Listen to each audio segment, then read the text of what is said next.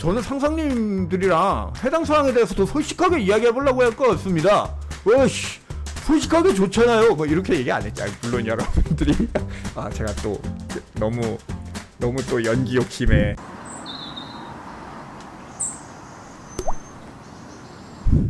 좋아요 여러분, 반갑습니다. 취업예감TV의 면접술사입니다.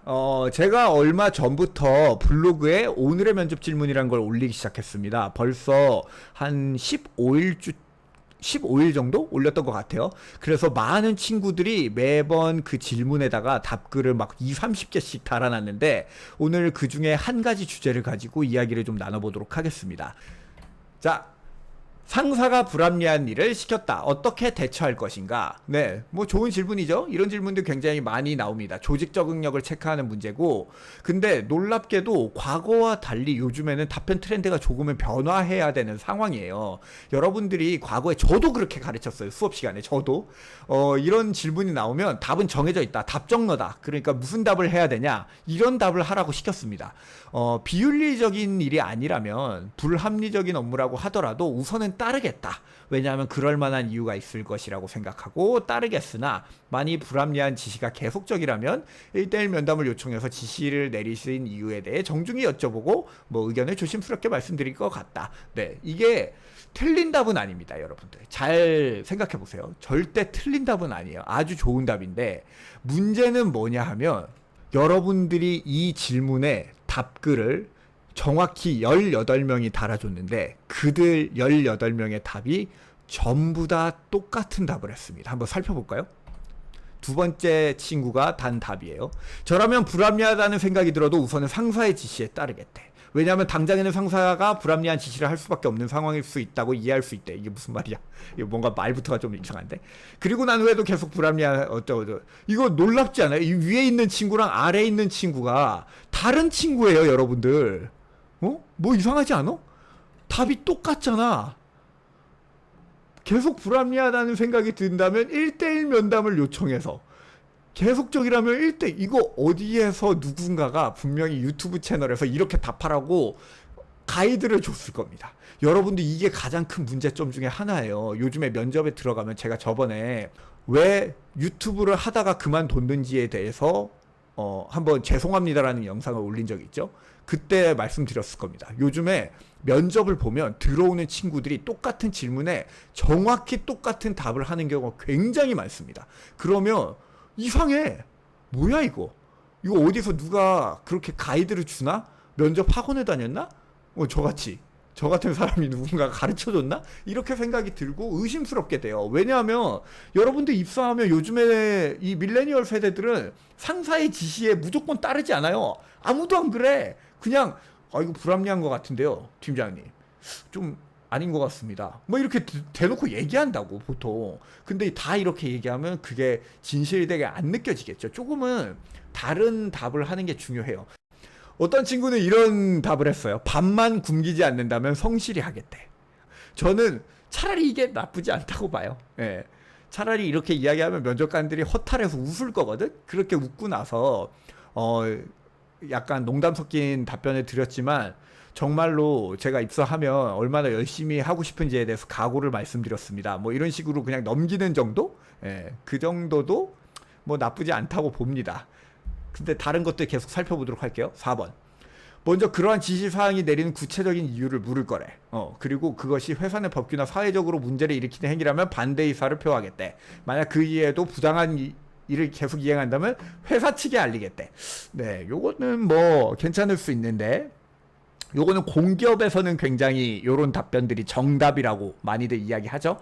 근데 대기업에서는, 만약에 본인이 보통 여러분들을 면접을 보는 사람들은 팀장이잖아요. 팀장. 그쵸? 근데 그 팀장님한테 이런 이야기를 하면 팀장이 오늘 내가 뭐라고 하면 회사 측에 알릴라나? 이런 생각이 들 수도 있잖아요. 이건 너무 좀 약간 톤앤 매너가 굉장히 센 것 같아요. 5번째.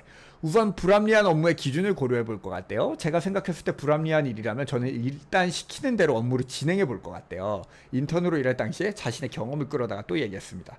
지시대로 업무를 진행하면서 더 좋은 방법이 있을지 고민해보고 상사한테 다른 방법을 권유해 볼 것 같대요. 네, 이것도 정답이죠. 뭐 다 좋은 답들 많이들 주셨네요. 네, 근데 전체적으로 답변의 방향성이 어때요? 다 비슷합니다. 네. 불합리한 일이 불법적인 일이라면 하지 않겠대. 근데 불법적인 일이 아니면 알지 못하는 다른 뜻이 있을 수 있으니까 일단 할 것 같대. 그리고 일 끝나고 물어볼 것 같아. 너무 비슷하죠? 불법적이지 않은 일이라면 일단 하겠습니다. 근데 일이 끝나고 나서 1대1 면담을 통해서 물어보겠습니다. 네, 대부분이 조금 다 비슷한 답을 하고 있습니다. 7번째. 상사께서 업무를 지시하는 이유나 배경이 있을 걸로 믿고 따를 거래. 아무래도 신입사원이다 보니 경험이나 깊이가 부족할. 전부 다 똑같은 답들을 하고 계십니다. 그렇죠, 여러분들. 요런 게 우리가 굉장히 조심해야 되는 포인트예요.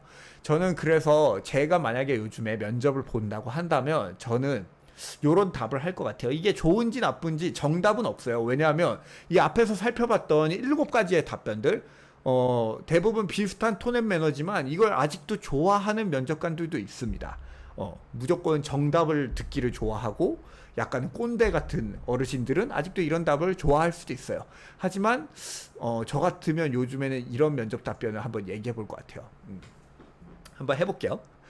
저는 상사님과 해당 사항에 대해서 더 솔직하게 이야기하려고 시도를 한번 해볼 것 같습니다.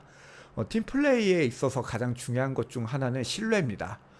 제가 무턱대고 따르거나 불합리한 것에 대해 상사와 어느 정도 조율도 할 수 없을 정도의 신뢰 관계라면 일을 처리하는 데 있어서 장기적으로는 문제가 생길 것 같습니다. 그래서 저는 정중하고 예의 바르게 해당 사항에 대해서 이야기를 나누고 오해를 풀고 나서 업무에 몰입할 것 같습니다. 저 같으면 요런 답을 한번 해볼 것 같습니다. 여러분들이 볼 때는 어때요? 이게 어떻게 보면 앞에서 살펴봤던 답이랑 크게 다르진 않아요. 근데 약간 솔직하게 이야기하는 것 같고, 그리고 다른 사람들과 다른 가치관이나 다른 시각을 좀 이야기했고요. 그랬고 마지막으로 나는 정중하고 예의 바르게 조직 문화를 잘 할 수 있는 태도도 갖추고 있다는 걸 슬쩍 내비쳤습니다. 면접에서 저는 이런 이야기 되게 많이 하거든요. 막 이렇게 대놓고 셀링하는 것보다 사실은 슬쩍슬쩍 내 이 역량들을 비춰주는 게 훨씬 더 매력적으로 보일 수 있어요.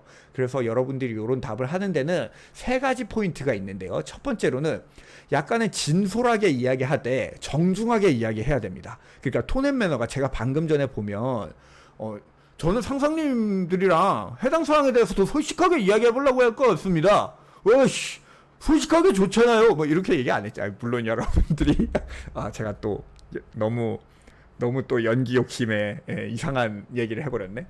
여러분들 물론 면접에 가서 이렇게 이야기하진 않겠지만 굉장히 정중하게 이야기를 하죠.